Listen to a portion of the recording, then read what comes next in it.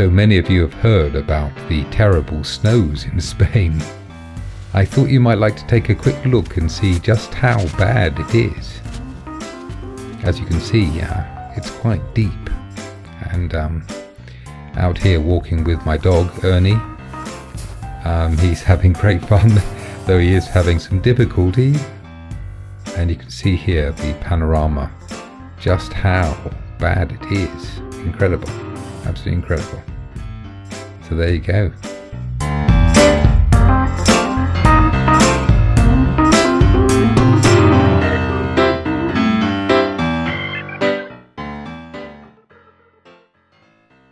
There has been a debate for years about the best way to lead your life. On one side are the advocates of leading with your heart, and on the other side are those that champion using your head. The hearters argue that humanity is differentiated mostly by empathy, cooperation, and love, the domain of the heart, while the headstrong would counter that it is our intellect that sets us aside from all other animals. So, which one are you? Do you dive into situations with a flurry of emotion?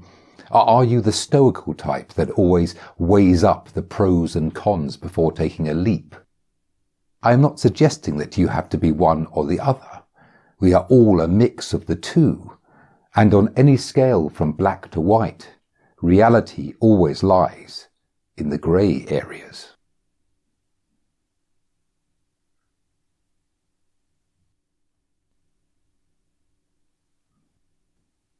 My first job when I was 16 was working at a photographic retouching company in London, Mike Mann Studios, just off Regent Street.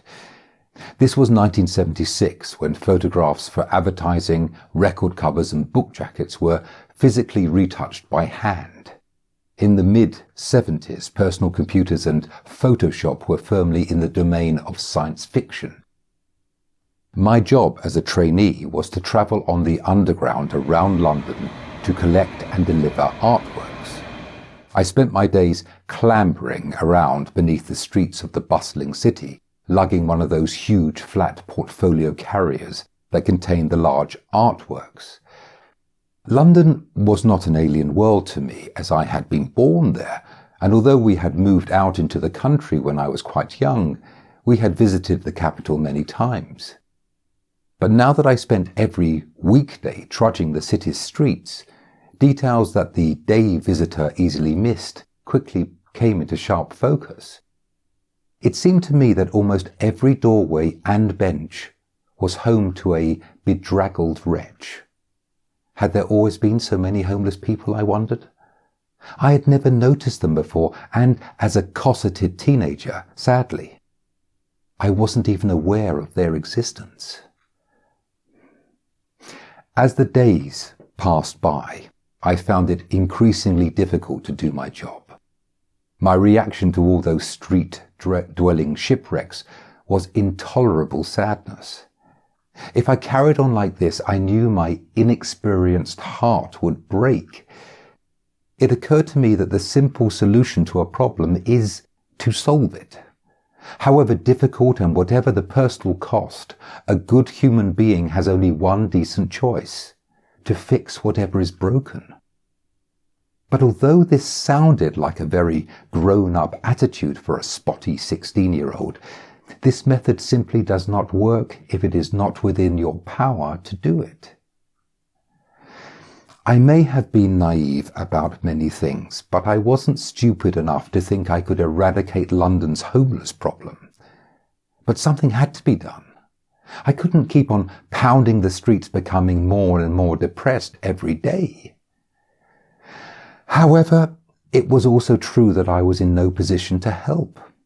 My situation was impossible. I couldn't move backwards or forwards. There's an old story of a tourist lost in the Irish countryside who comes across a local farmer on a desolate road. He asks the farmer in which direction he needs to travel to get to Dublin. "Oh no, sir," says the farmer. "I wouldn't start from here." But whatever the situation, From here is where we always have to start. And so I learned at that young age that you need to be able to compartmentalize. None of us can do everything. None of us are Jesus Christ. The best we can do is to put everything into an appropriate mental box. Had I been a politician back in 1976, my job may well have been to do everything possible to help the homeless. But I was a young boy, just out of school, and my job was to learn about photographic retouching, deliver and collect artworks, and make coffee for everyone at the office at the very precise times I had been told. I had to put the homeless of London into, forgive the pun, a storage box, a mental holding area where they would not be forgotten but would neither destroy me before I had time to grow up and maybe become someone who could do something.